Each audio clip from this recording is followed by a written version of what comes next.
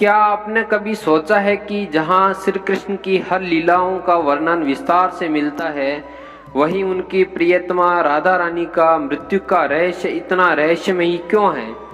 क्यों राधा की अंतिम यात्रा का जिक्र ना तो भागवत में है, ना ही किसी प्रमुख ग्रंथ में? आखिर राधा कहाँ गई और उनकी मृत्यु कैसे हुई? राधा और कृष्ण का प्रेम संसार के किसी भी रिश्ते से अलग और अनोखा माना जाता है।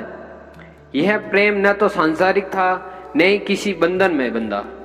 लेकिन जहाँ कृष्ण की लीलाएं द्वारका, महाभारत और कुरुक्षेत्र तक दर्ज हैं, वहीं राधा रानी की कहानी अचानक मौन क्यों हो गई? कहा जाता है, एक मान्यता के अनुसार जब कृष्ण ने मथुरा और वृंदावन छोड़कर द्वारका का रुख किया, तो राधा रानी ने संसार से विरक्ति ले ली। कहा जाता है कि उन्होंने यमुना किनारे तपस्या करते हुए अपने शरीर को त्याग किया और सीधा गोलक धाम कृष्ण के दिव्य लोक में लौट गई। उनकी मृत्यु नहीं हुई, बल्कि वो अपने वास्तविक स्वरूप श्री लक्ष्मी में विलीन हो गई। दूसरी मान्यता और भी भावुक कर देने वाली है।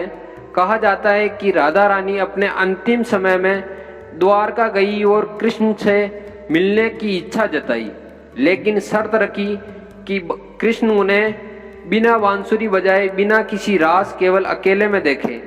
कृष्ण ने सहमति दी और राधा उसके समक्ष पहुंची। उस मुलाकात में उन्होंने कृष्ण से कहा, अब मैं इस देह को त्याग कर आपके धाम लौटना चाहती हूँ। इतना कहते ही राधा ने वहीं कृष्ण के सामने अपनी आंखें बंद कर दी और सदैव के लिए लीन हो गई। कृष्ण ने उस क्षण बांसुरी बजाई और उसके बाद कभी भी बांसुरी को हाथ नहीं लगाया। सबसे बड़ा रहस्य है कि शास्त्रों और पुराणों में राधा की मृत्यु का स्पष्ट वर्णन नहीं है। शायद इसलिए क्योंकि राधा को मृत्यु से जोड़ा नहीं जाता। वो प्रेम की अनंत धारा थी और प्रेम कभी मरता नहीं। कुछ लोग कहते हैं कि राधा का देहांत एक रहस्य है, लेकिन वास्तव में वो कृष्ण के साथ हमेशा के लिए विलीन हो गई। आज भी जब कोई वृंदावन जाता है तो वहाँ हर गली, हर बांसुरी की धुन में राधा कृष्ण का प्रेम गूंजता है। राधा की मृत्यु का रहस्य शायद कभी पूरी तरह न खुल पाए, लेकिन एक सच्चाई हमेशा अमर रहेगी। जहाँ भी राधा का नाम है, वहाँ कृष्ण अपने आप आ जाते हैं, क्योंकि राधा और कृष्ण एक दूसरे से कभी अलग हो ही नहीं सकते।